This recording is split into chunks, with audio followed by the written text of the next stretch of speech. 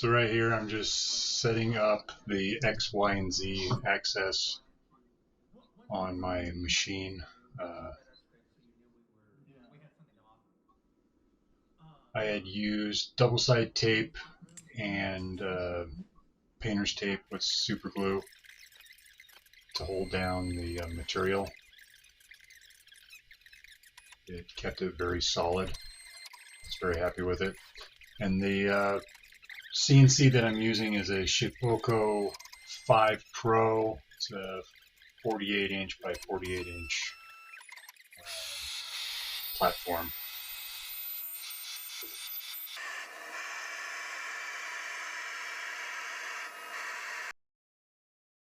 So we got the measurements all fixed up.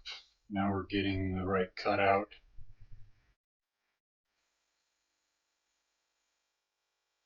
And this thing's going to start taking its shape real fast here. I'm going to do the contour cut first, and then I'm going to use this 1/4 inch roughing bit to